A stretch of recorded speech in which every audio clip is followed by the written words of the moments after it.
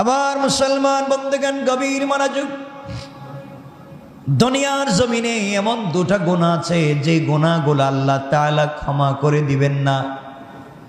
আপনি যত বড় বুজুর্গ হন না কেন, আপনি যত বড় আল্লাহওয়ালা হন না কেন, আপনি যদি দুনিয়ার জমিনে 1000 কোটি টাকা আল্লাহর রাস্তায় দান করে ইন্তেকাল করে থাকেন, মসজিদ মাদ্রাসা বানিয়ে যে থাকেন, 24টা ঘন্টা তাহাজ্জুদে কাটিয়ে দিয়ে থাকেন, হয়তো আল্লাহ তাআলা আপনার কিছুই কবুল করবেন না।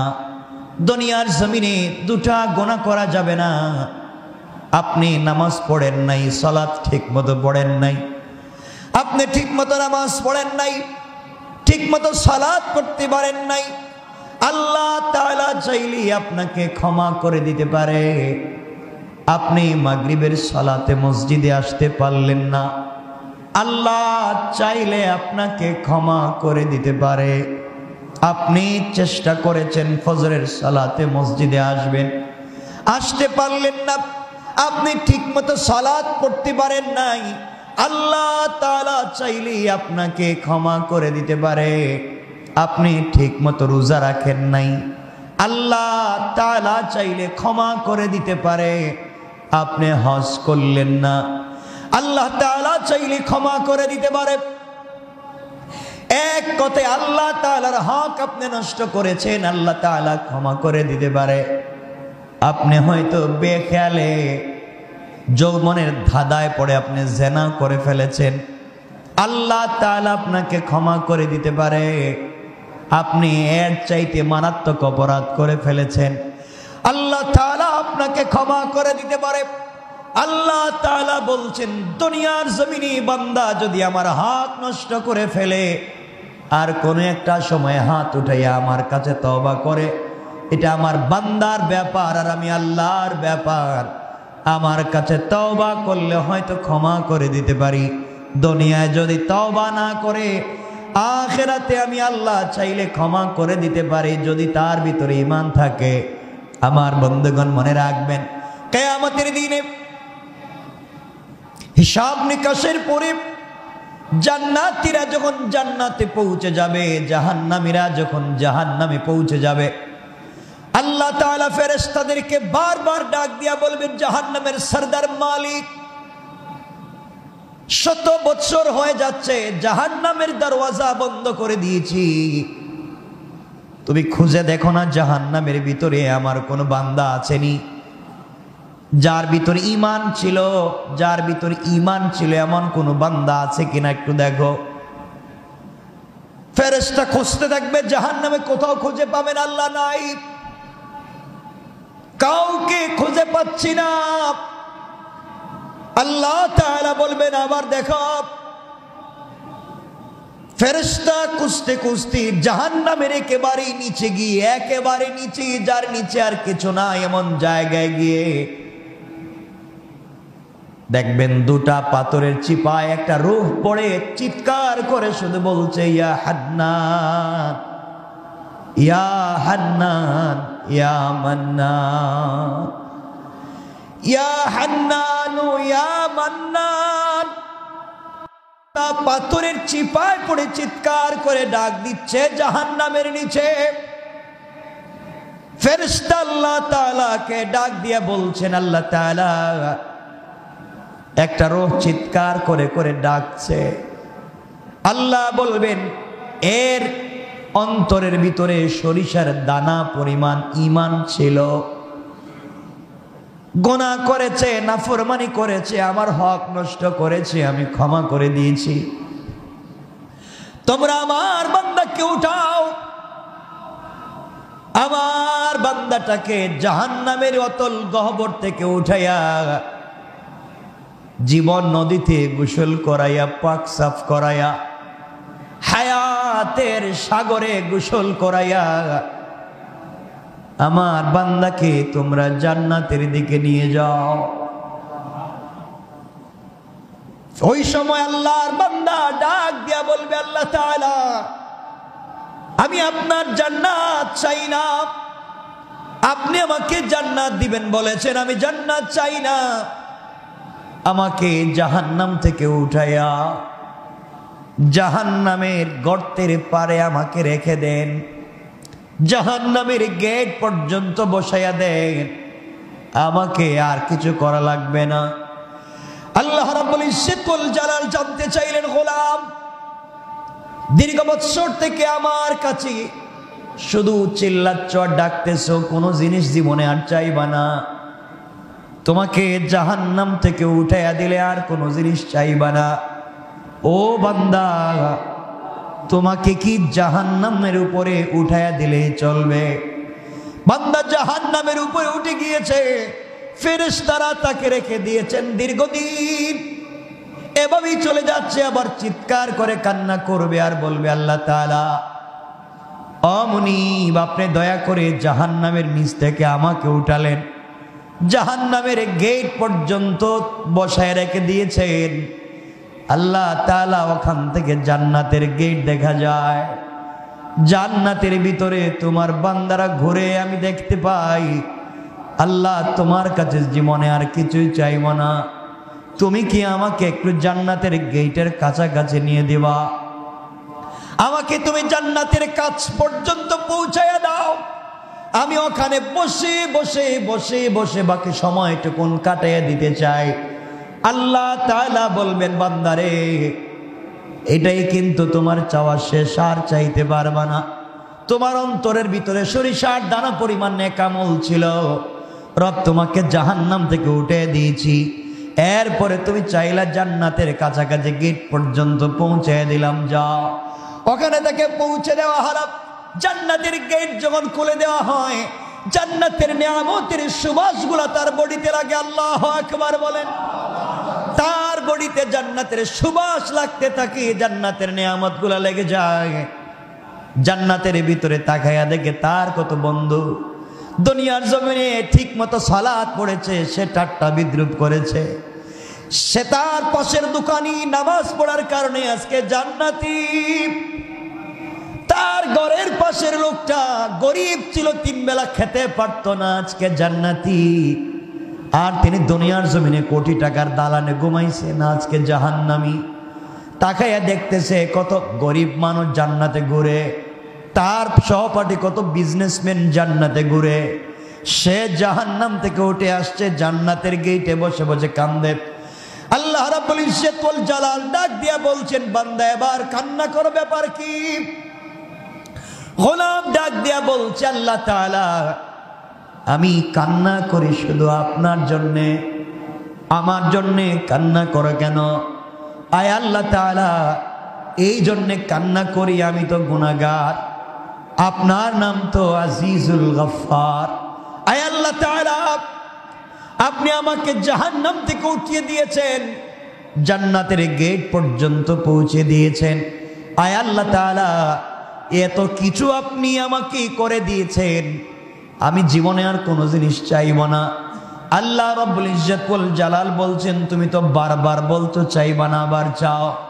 এবার বান্দা বলছে, আল্লাহ তাআলা আমি তো গোলাম, আমি তো বারবার ওয়াদা ভঙ্গ করতে পারি, আমি তো গুনাহ করতেই পারি, আমি কথা বলে কথা না রাখতে পারি, কিন্তু সৃষ্টির মধ্যে একমাত্র যিনি আমাদের রব আর পুরা দুনিয়া তার সৃষ্টি, রব কাউকে কোনো ওয়াদা দিলে সেই ওয়াদাকে ভেঙে দেয় না।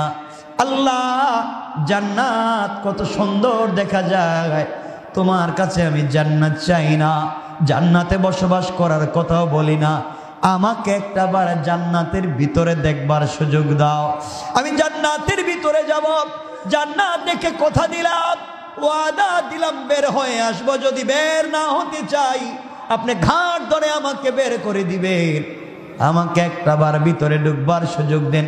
আল্লাহ বললেন, বান্দারে এবারে কথা শেষ কর। আল্লাহ আমিও তোমার কসম খায় বললাম, এবারে কথা শেষ। সুবহানাল্লাহ বললাম। আল্লাহ বলেন, এবারে কথা শেষ, আর কোনো জিনিস চাইতে পারবে না, ঢুকলেই বের হওয়া লাগবে। বান্দা বলছে, আল্লাহ আমিও কথা দিলাম, এবার কথা বলা শেষ, আর কোনো দিন চাইব না। আল্লাহ তাআলা বললেন, যাও তুমি জান্নাত দেখে আসো। বান্দা জান্নাতের ভিতরে যখন প্রবেশ করেছে, দৌড়াতে শুরু করেছে, দৌড়ায়, থামেন। আল্লাহ বলেন, বান্দা থামো না কেন? তোমাকে না বলছিলাম তুমি টাইম শেষ হয়ে গেলে বের হয়ে যাবা? ও বান্দা, বের না হয়ে তুমি জান্নাতের ভিতরে দৌড়াও কেন? এবার বান্দা দাঁড়িয়ে গিয়েছে আর ডাক দিয়ে বলছে, আল্লাহ আপনার সঙ্গে আমি কিছু কথা বলতে চাই। আল্লাহ বললেন, কি কথা বলতে চাও বলো। আল্লাহ তাআলার কাছে বান্দা বলছে, আল্লাহ আপনার কাছে আমি জানতে চাই, আপনি যদি কাউকে কোনো জিনিস দান করেন তাহলে আপনি কি কোনোদিন ফিরিয়ে নিতে পারেন? আপনার কি কোনো জিনিসের কমতি আছে নাকি? আপনি কি এমন আল্লাহ, আপনি কি কাউকে কিছু দিলে ফিরে আনেন? দুনিয়ার মানুষ কিছু দিলে ফিরিয়ে নিতে পারে, খোটা দিতে পারে। আপনি তো এমন আল্লাহ না, কাউকে কোনো জিনিস দিলে ফিরিয়ে নিতে পারেন না।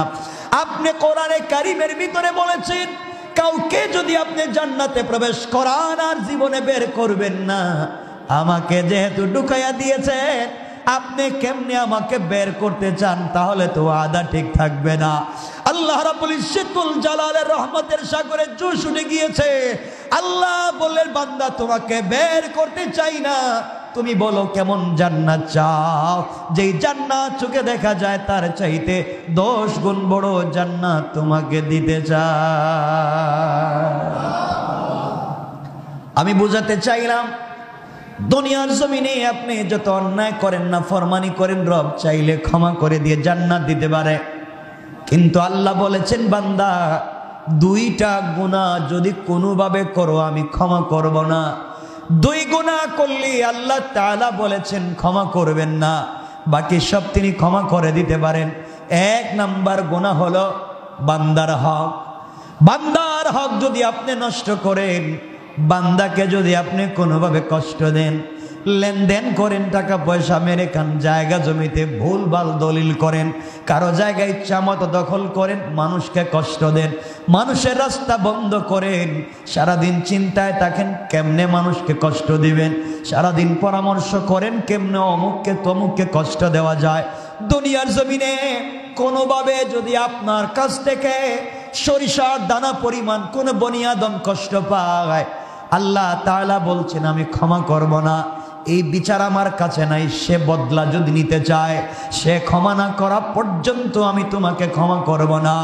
ও বান্দা, তুমি যদি 1000 কোটি টাকা দান করো, শত শত মসজিদ বানাইয়া দেও, 1000 বার আমার ঘর তওয়াফ করতে যাও, আর সরিষার দানে পরিমাণ বান্দার হক থাকে, আমি কিন্তু ক্ষমা করতে পারবো না।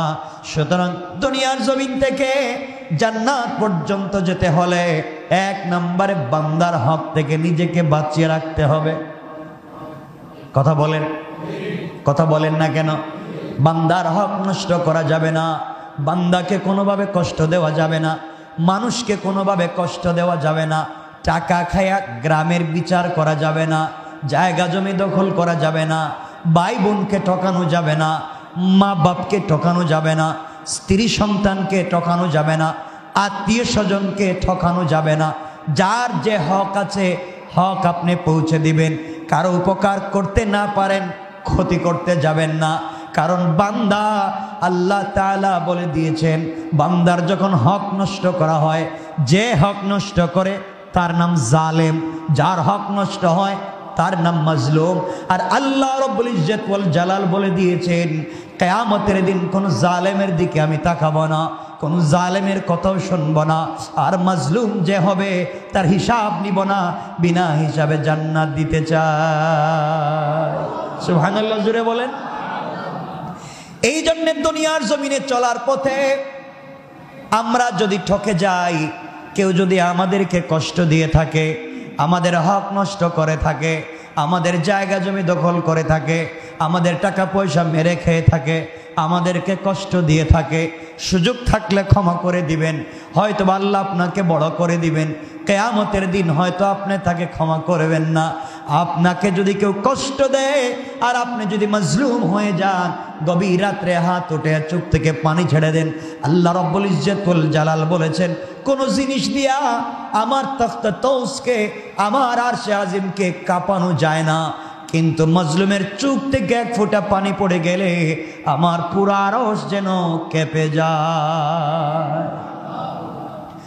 এই জন্য 1 নম্বর, কোনোভাবে কোনো কৌশলে কোনোভাবে বান্দার হক নষ্ট করা যাবে না।